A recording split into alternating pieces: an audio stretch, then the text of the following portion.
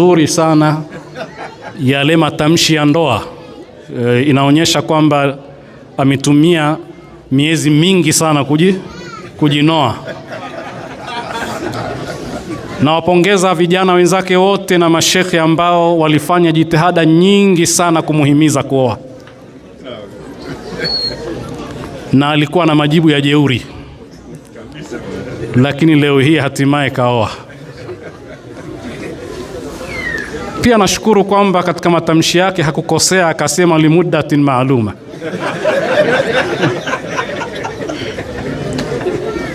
Nashukuru kwa hilo. Ndugu zangu, katika Uislamu ndoa ina malengo mengi sana, mengi. Na ukisoma Qur'ani kuna baadhi ya malengo ya ndoa yametajwa, kwamba kwa nini tunaoa, kwa nini mwanamke anaolewa. Baadhi ya malengo yametajwa ndani ya Qur'ani. Kwa hiyo tukubaliane kwamba malengo ya ndoa ni mengi, yale ya Kiislamu. Alafu kwa upande mwingine kuna malengo binafsi. Kila mmoja ana lengo lake mfukoni, linaweza kutofautiana na mwingine. Lakini katika aya tuliyoisoma Mungu anasema wa min ayatihi, katika alama na ishara za kutambua kwamba Mungu yupo, an khalaqa lakum min anfusikum azwaja, amekuumbieni kutokana na nyie au watu wa jinsia yenu kuwa ni wake au wenza. Akasema litaskunu ilaiha, ili kwao mpate utulivu. Hatutaki kumalizia hii aya. Kwa hivyo moja katika malengo ni utulivu, kwamba unaoa ili upate utulivu. Kisha linakuja swali, kwani utulivu ni nini? Neno kutulia kila mmoja anafahamu, na Qur'ani inatufafanulia waja'alna al-layla sakanan, tumefanya usiku kuwa ni wa utulivu. Na kila mmoja anafahamu usiku hauna rapsha nyingi, hauna kelele nyingi, hakuna fujo, ni wakati ambapo pametulia. Kwa hivyo utulivu maana yake kutokuwepo na wahaka, kutokuwa na wasiwasi, kutokuwa na vurugu. Hiyo ndo maana ya utulivu. Lakini ukiisoma aya vizuri, na mara nyingi sisi tunaosoma hasa tukiwa wanaume, tunaelewa kwamba tunaoa mke ili mke atupe utulivu. Ndo mara nyingi tunaelewa hivyo, kana kwamba mke naye hahitaji utulivu kwa mume, jambo ambalo si kweli. Kama ambavyo mume anahitajia apate utulivu kwa mke, na mke vile vile anahitajia kupata utulivu kwa mume. Lakini kwa nini ameelekezewa mume zaidi? Kwanza ameelekezewa mume kwa sababu tabia ya kazi za mume ni kutoka nje, ni kwenda kwenye vurugu kule garage, ni kwenda kule stendi anapambana, ni kwale pale kiwandani vurugu, fujo, kugombana, kuvutana, kunini, mpaka kirudi jioni nyumbani na jasho lake. Sasa sio wakati wa vurugu, ni wakati wa utulivu. Sasa isiwe nje kuna waka na ndani pia kuna waka, itakuwa moja katika yale malengo muhimu ya ndoa hayapatikani.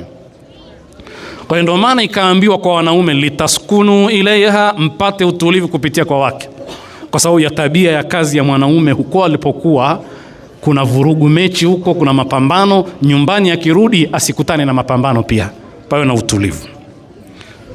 Lakini tatizo letu kubwa ni pale kuamini kwamba tutapewa utulivu. Hilo ni tatizo, kwa sababu kanuni ya Mungu hakuna mahali pa kupewa bila kutoa.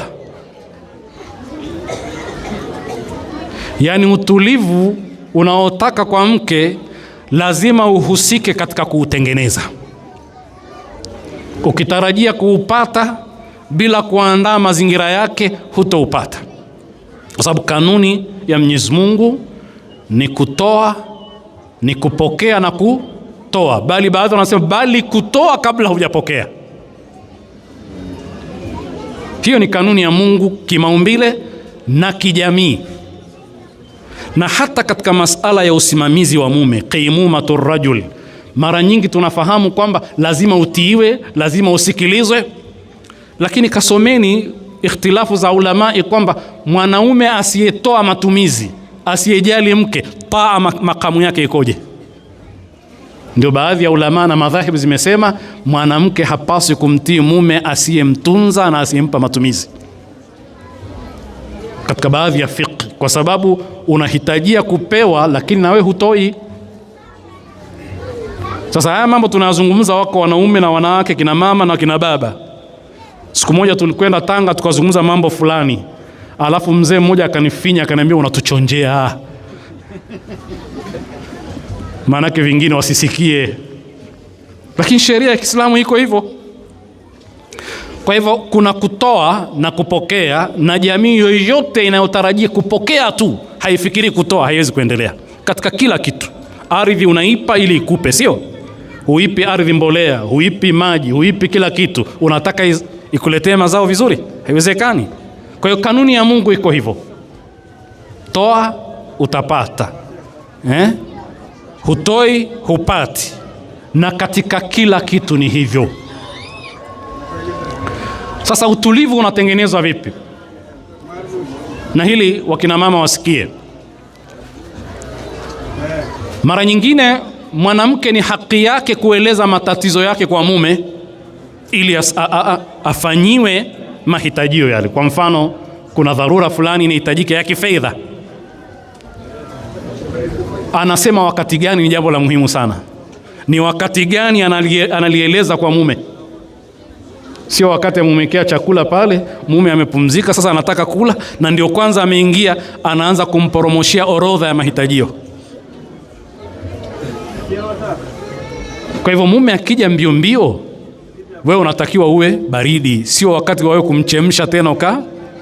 Kwa hivyo katika makosa makubwa, wakina mama mara nyingine hawajui wakati gani alete mahitajio kwa mume, amueleze mambo yake ya kero. Yeye anawaka, anamngojea aingie tu, akiingia tu anamporomoshea. Lakini na wewe mume, kwa mfano, katika matatizo tuliokuwa nayo, ndoa zetu nyingi zinaharibika, ni kwa sababu mtu anangojea yeye apate ndio atoe. Ndio maana hata katika Uislamu kuanza ni muhimu na kuna thawabu zaidi kabla hujapewa. Na ndio Mtume akasema anayeanza kutoa salamu ana thawabu kuliko anayerudisha salamu, kwa sababu kuna watu kuviziana, acha aanze kunsalimia.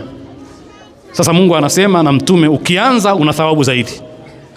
Sasa mkishagombana nyumbani, kila mmoja analitaka jambo, lakini hataki alianze yeye, anataka mwenzake ndio aanze. Ukiwa wewe ndio wa kwanza kuanza kumkumbatia mke, yarhamukallah, maanake ni kwamba umeanzisha jambo hilo, litakuwa endelevu. Ukingojea ukumbatiwe wewe kwanza, mambo hayaendi hivyo. Mko katika faragha yenu, nani anaanza uchokozi?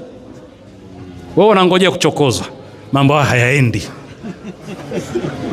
Ile sakina haiji kwa kungojea kupewa tu, kwanza anza. Usingojee tu kwamba wewe uletewe. Mmenuniana, unaona ni udhalili kuanza wewe? Hapana, anza wewe kutengeneza ule uhusiano, una thawabu zaidi. Hivi ndivyo Uislamu unavyotufunza almubadara, kuwa wewe unatangulia, unalianza jambo. Tatizo letu katika nyumba zetu, mawasiliano hakuna, tunawasiliana kwa kununa. Yani unataka unune ili mwenzako aelewe unataka nini, yani apate wahi. Kwa hivyo kama umekasirika unanuna ili aelewe umekasirika, atekeleze jambo lako. Hapana, yani hatuendi hivyo. Basi hata kununa kwenyewe kuwa kununa kimapenzi ili ukibembelezwa na wewe, lakini unanuna tu siku 3, 4, wiki. Katika utulivu unaokusudiwa katika Uislamu ni kwamba mwanadamu yoyote, hata akiwa ni mtu mzima, ana tabia ya kupenda kudeka. Kudeka ni sifa mwanadamu. Sasa raha ya kudeka akiwepo anayekudekeza. La ukadeka hakuna kudekezwa, ni mtihani. Kwa hiyo ndio unaona lamsa inaweza ikatafsiri vitu vikubwa sana. Umeumia? Unajisikiaje sasa hivi? Unaonaje? Yaani mke ambaye mume akiumwa na kichwa anakwenda mbio, ataleta dawa, atamfunga sijui dawa gani kichwani, atafanya hivi kila baada ya muda. Unaonaje sasa hivi? Imekuwaje? Nini? Mwanaume anayedekezwa namna hiyo ni vigumu sana kutoka nje. Lakini usingoje wewe kudekezwa tu kama humdekezi mkeo. Ukimfanyia surprise nyingi, na yeye atakufanyia, si ndio? Na surprise ina raha, ni kumletea zawadi bila yeye kuwa anatarajia, sio? Hivi ni vitu muhimu sana katika maisha yetu tuvifanye, ili na wewe siku ukiingia akufanyie jambo la surprise. Kwa hiyo ndugu zangu, mukhtasari wa maneno ni kwamba jamani, tuko hapa kutoa na kupokea, kupokea na kutoa, na mwenye kuanza jambo la kheri ana thawabu zaidi kuliko yule mwenye kungojea kufanyiwa jambo la kheri. Na si aibu wewe kuanza, bali ndio thawabu zaidi na ndio mahimizo ya Qur'ani. Wassalamu alaikum wa rahmatullahi wa barakatuh. Wa alaikum salam wa rahmatullahi wa barakatuh.